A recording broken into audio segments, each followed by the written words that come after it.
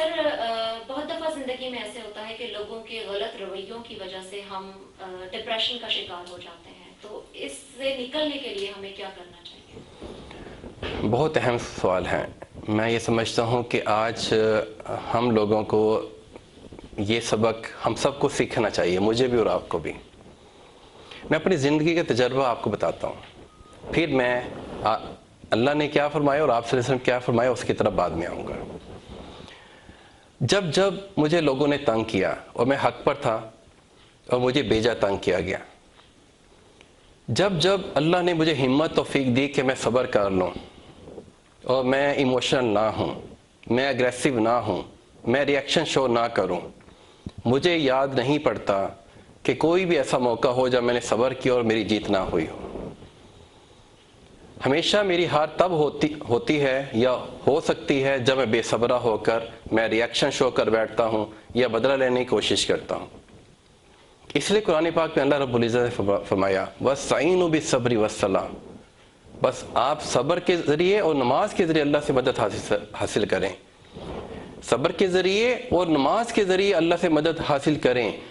نماز سے پہلے صبر کا ذکر آیا ہے، اتنا آسان نہیں ہے، بہت مشکل ہے صبر کرنا۔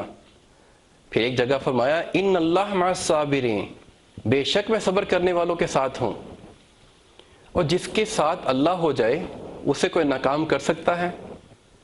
بیٹا کوشش یہ کرنی ہے کہ ہم صبر کریں، درگزر کریں، معاف کر دیں لوگوں کو اور اپنے اخلاق کو اچھا رکھیں، بدلے کے لیے نہ جائیں اور اللہ سے ہمت توفیق مانگتے رہیں۔ اللہ میں کمزور ہوں، مجھے صبر کی ہمت دینا، مجھے شیطانی وسوسوں سے، شیطان تو چاہے گا کہ آپ بھی لڑائی کریں، آپ بھی مقابلے پہ کھڑے ہو جائیں، کیونکہ جب دو مسلمانوں کی لڑائی ہوتی ہے تو سب سے زیادہ خوش ہوتا ہے وہ شیطان ہوتا ہے۔